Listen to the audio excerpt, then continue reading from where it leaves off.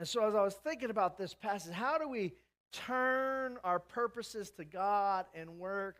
Well, the first thing we need to do is to work with excellence towards God, not anxiety. Work towards excellence, not anxiety. This mindset frees us from the burden of proving ourselves, because we're working not for excellence for ourselves, but excellence for God. So that means no matter what we do, whatever you're doing, wherever you're working, you're not working for your own glory. You're working for God's glory. And it frees us from being anxious because we're doing it for Him. We're going to do the best we can. Why? Because He has commanded us and given us the ability to do the best we are able to for His glory. You know what? When we give our best for His glory, good things happen to us at work too. Unless you have that boss who, then you don't want in that situation anyway. Colossians 3:23 says, whatever you do, work at it with all your heart. Work at it with all your heart as working for the Lord, not for your human masters. Work with all your heart for God, no matter what situation you find yourself in. That doesn't mean if you're in an abusive job situation, you don't try to find another job.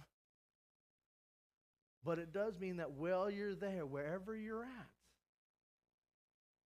you work for all your heart towards God. That doesn't mean I don't set boundaries and have a healthy work-life relationship. We'll get to the why that is in a minute.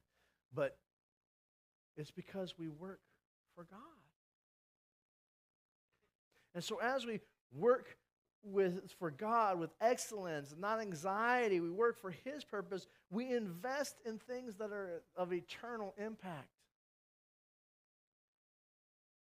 Because we know that earthly things are going to fade away.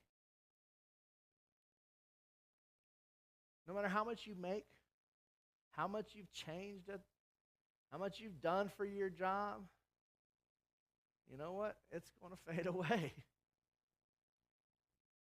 And so we make ourselves a desire to work for that which is eternal. And that's why Matthew chapter 6 says, don't store up treasure for yourself treasures on this earth,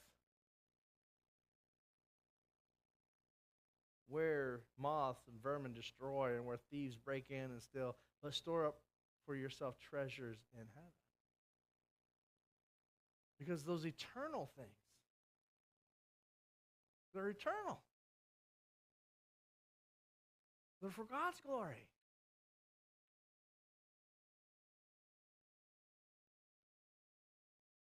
And as I'm thinking about these practical things we can do to find the joy and work,